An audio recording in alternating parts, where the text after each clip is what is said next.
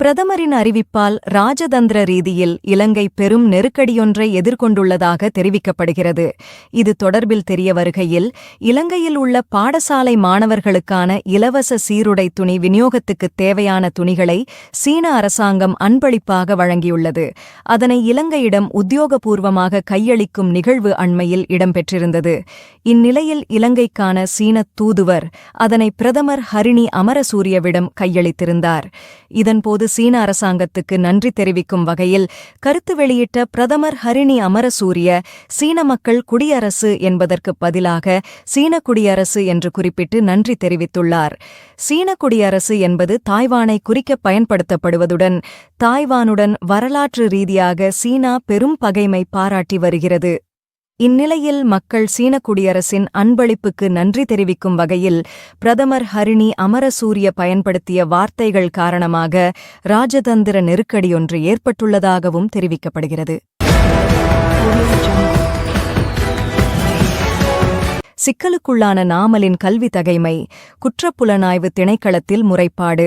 நாடாளுமன்ற உறுப்பினர் நாமல் ராஜபக்ஷவின் சட்டக்கல்வி தொடர்பான அதிகார சபையின் தலைவர் ஜமுனி காமந்திர துஷாரவினால் குற்றப்புலனாய்வு திணைக்களத்தில் மேற்படி முறைப்பாடு பதிவு செய்யப்பட்டுள்ளது. இது தொடர்பில் கருத்து தெரிவித்த ஜமுனி காமந்திர, பரீட்சை தினத்தன்று நாமல் ராஜபக்ஷ மோசடி நடவடிக்கையில் ஈடுபட்டதாக பரீட்சைக்கு தோற்றிய இளைஞர் ஒருவர் முறைப்பாடு பதிவு செய்துள்ளார்.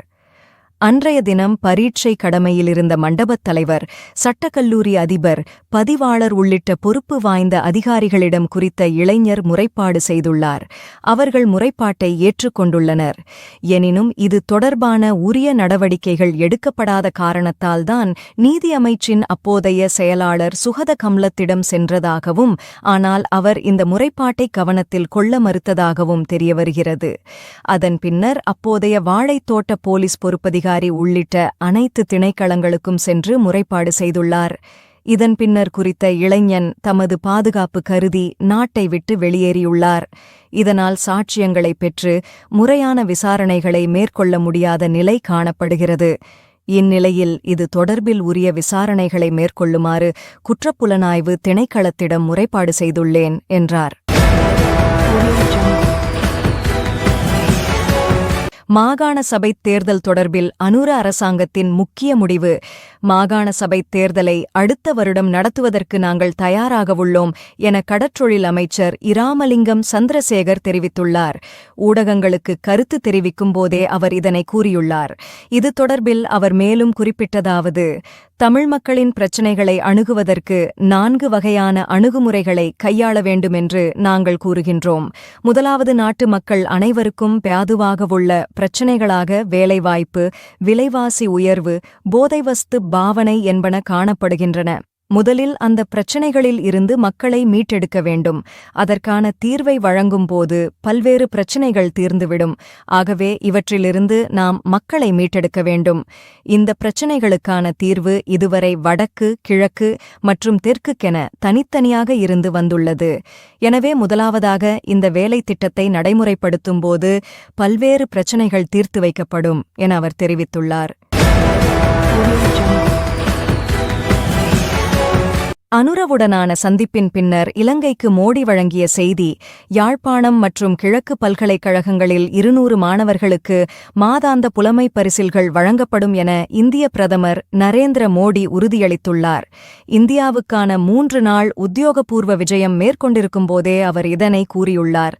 தொடர்ந்தும் கருத்து தெரிவித்த அவர், இலங்கையின் வளர்ச்சிக்கு இந்தியாவின் வலுவான ஆதரவு எப்போதும் கிடைக்கப்பெறும். இலங்கைக்கு இந்தியா இதுவரை $5 பில்லியன் கடன் மற்றும் மானிய உதவிகளை வழங்கியுள்ளது. இலங்கையின் 25 மாவட்டங்களிலும் எங்களின் ஒத்துழைப்பு உள்ளது. அத்தோடு எங்கள் திட்டங்களின் தேர்வு எப்போதும் பங்காளி நாடுகளின் அபிவிருத்தி முன்னுரிமைகளை அடிப்படையாகக் கொண்டது. இலங்கையுடனான இந்தியாவின் அபிவிருத்தி ஒத்துழைப்பின் கீழ் புதிய முயற்சிகளை மேற்கொள்ள தயாராக உள்ளோம். அடுத்த 5 ஆண்டுகளில் இலங்கையின் 1500 அரச ஊழியர்கள் இந்தியாவில் பயிற்சி பெறுவார்கள். வீட்டுவசதி, புதுப்பிக்கத்தக்க எரிசக்தி, விவசாயம், பால்வளம், மீன்வளம், உட்கட்டமைப்பு மேம்பாடு ஆகிய துறைகளில் இந்தியாவின் ஈடுபாடும் முக்கியமானதாக காணப்படும். இலங்கையின் தனித்துவமான டிஜிட்டல் திட்டத்தில் இந்தியாவும் பங்கேற்கும்.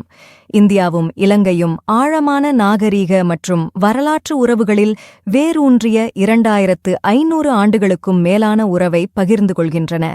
இந்தியாவின் அண்டை நாடுகளுக்கு முதலில் கொள்கை மற்றும் அதன் பாதுகாப்பு மற்றும் பிராந்தியத்தில் உள்ள அனைவருக்கும் வளர்ச்சி SAGIR பார்வையால் இந்த இணைப்பு மேலும் வலுப்படுத்தப்பட்டுள்ளது. பகிரப்பட்ட கலாச்சார பாரம்பரியம் மற்றும் மக்களிடையேயான பரிமாற்றங்கள் இருதரப்பு கூட்டாண்மையின் அடித்தளத்தை உருவாக்குகின்றன. இது வர்த்தகம், கல்வி மற்றும் உட்கட்டமைப்பு போன்ற பல்வேறு பகுதிகளை உள்ளடக்கியது. இலங்கையில் உள்ள இந்திய வம்சாவளியைச் சேர்ந்த சமூகம், தமிழ் தோட்டத் தொழிலாளர்கள் மற்றும் சிறிய அளவிலான வணிகத்தை மையமாகக் கொண்ட தொழில் வல்லுநர்கள் இருதரப்பு இயக்கவியலுக்கு பங்களிக்கின்றனர். 2 நாடுகளுக்கு இடையே சமூக, பொருளாதார மற்றும் கலாச்சார தொடர்புகளை வளர்க்கும் பாலமாக செயல்படுகின்றன என்றார். 225 MPக்களின் கல்வித் தகுதியை கேட்கும் முன்னாள் அமைச்சர், முன்னாள் நாடாளுமன்ற உறுப்பினர் பேராசிரியர் ஆஷு மாரசிங்க இந்த ஆண்டு நாடாளுமன்றத்திற்கு தெரிவு செய்யப்பட்ட 225 நாடாளுமன்ற உறுப்பினர்களின் கல்வித் தகைமைகள் மற்றும் தொழில் மற்றும் சொத்துக்கடன் அறிக்கைகளை கோரி தகவல் அறியும் சட்டத்தின் கீழ் 3 விண்ணப்பங்களை சமர்ப்பித்துள்ளார். இலங்கை நாடாளுமன்றத்தின் செயலாளர் நாயகம், இளஞ்ச ஊழல் விசாரணை ஆணைக்குழுவின் தலைவர் மற்றும் தேர்தல்கள் ஆணைக்குழுவின் தலைவர் ஆகியோரிடம் இது தொடர்பான தகவல்களை ஆஷு மாரசிங்க கோரியுள்ளார். 2024 பொதுத் தேர்தலின் அடிப்படையில் தெரிவு செய்யப்பட்ட 225 நாடாளுமன்ற உறுப்பினர்களும் கல்வித் தகுதி, வேலைவாய்ப்பு மற்றும் சொத்துப் பொறுப்பு அறிக்கைகளை வழங்க வேண்டும் என தகவல் அறியும் சட்டத்தின் கீழ் ஆஷு மாரசிங்கவினால் சமர்ப்பிக்கப்பட்ட விண்ணப்பப் படிவத்தில் குறிப்பிடப்பட்டுள்ளது.